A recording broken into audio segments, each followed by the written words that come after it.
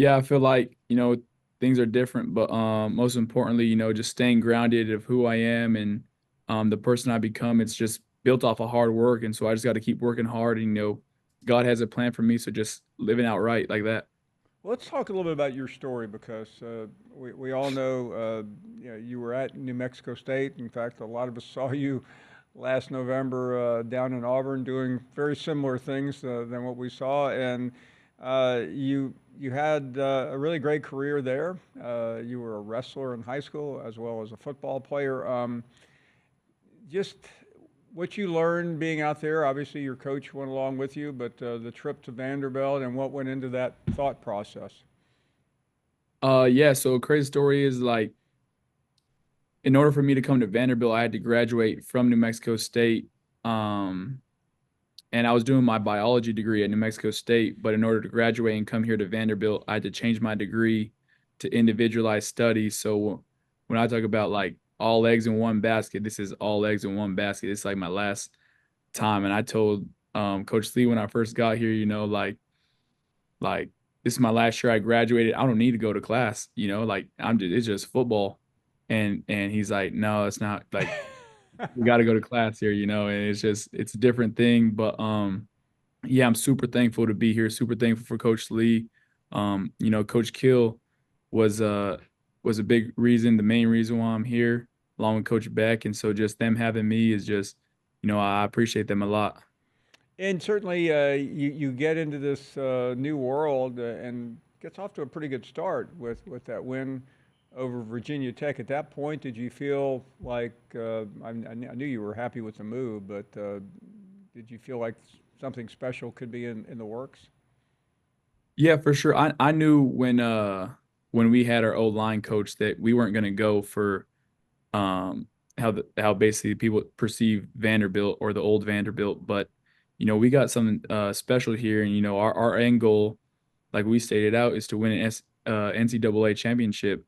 And so we got to pursue that. We fell short these past two games. We're I think it's 8 points from being 5-0.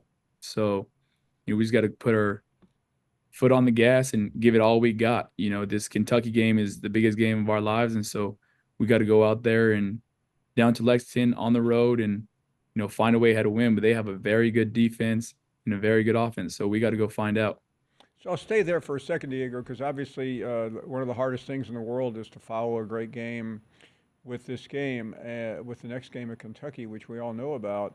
They went to Ole Miss a few weeks ago. So how I know there's always this 24-hour rule in sports, although I don't know how you can adhere to that after what you went through. But how do you get your mind down from all the things that people are saying to you to concentrate on a very difficult game? Yeah, it's obvious though. A lot of people still don't believe what we got. I mean, we're 14-point dogs, so we'll see in Vegas if they're just delusional or if we're really 14-point dogs.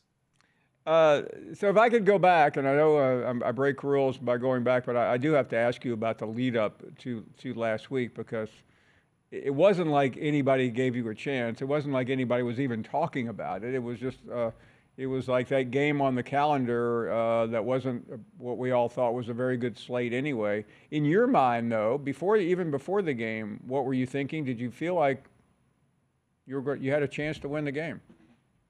Yeah, I've never approached a game of like there's a chance that I lose. You know what I mean? It's just me being out there, who I am. We got people who believe in each other, believe in the guy next to them.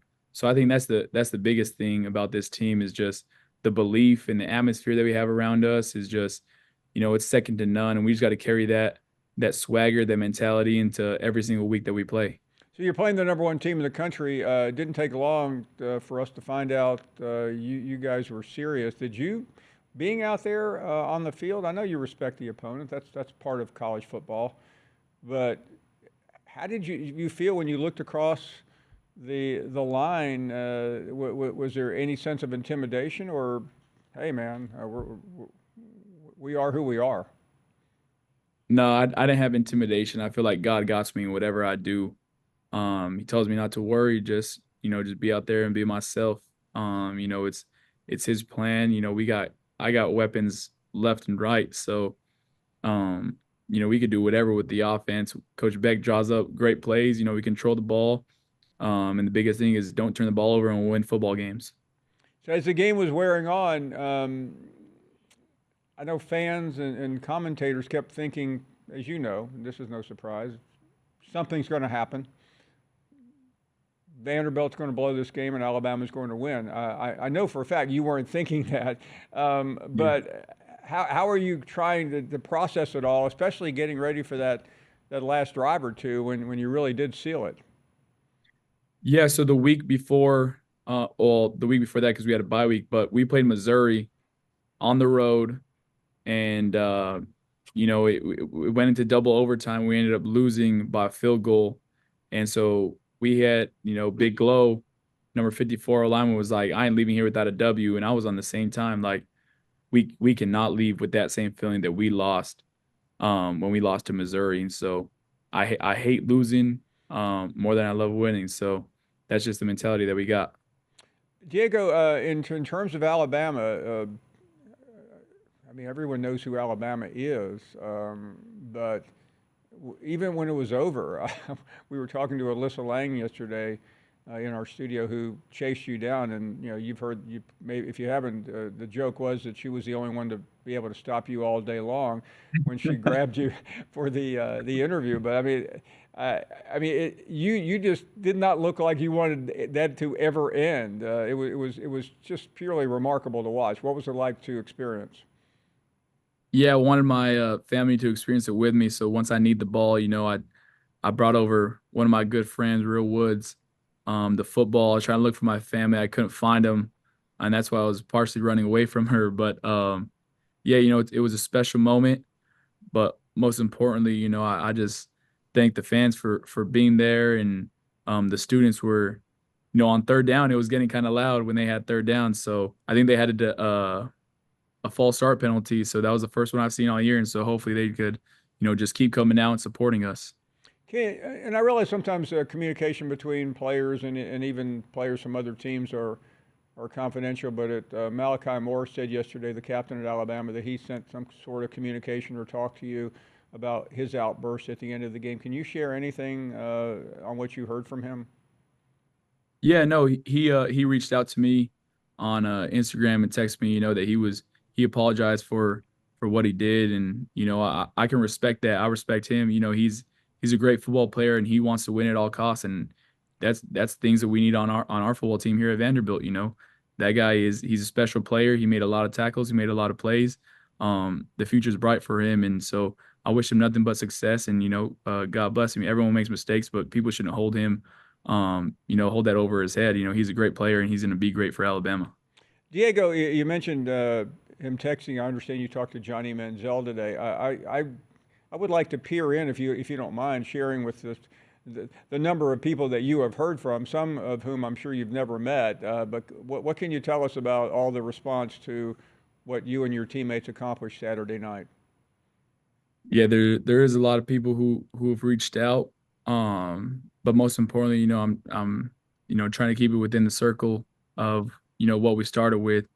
Like Drake said, no new friends, but just staying humble, staying the person I've always been, doing the things that got me here, working hard and just, doing things like that maybe the person who I am, I can't change up, and just God keeps me humble in what I do. And so just being the best player possible for my teammates when they need me. So I'm assuming you're talking about Drake. Yeah. I interviewed him once, and the subject was Johnny Manziel. Uh, we got into a spat. I was being critical of Johnny when he was playing, and I ended up being on SportsCenter once with Drake, which was quite an experience. I have to tell you, it was fairly intimidating. But he ended up writing a song about Johnny. I'm just curious. I just have a feeling somebody out there is thinking about a song about Diego. Would it be? Would you, if you had to pick somebody, would it be Drake or someone else? It'd be Drake or Future. I know they're beefing, but they those two are high on my list. And then, Lil Baby is I can't say enough about Lil Baby. He's different. Well, But yeah, Maybe Drake, he did the draft day, Johnny Manziel. 5 years later, how am I the man still? I think you just sold the deal right there, Diego. Somewhere we're going to make sure Drake hears about this. And by the way, if you could end that feud, you might get a Nobel Prize. I don't know if I can end it. It gets a little bit too inappropriate. It's like, hey Wiggins, stop, we stay winning. Oh man, you know I had to do it to you. Yep. I can't follow that. Diego, thank you. I could do this all day. You're one of the most entertaining people we have ever met on this program.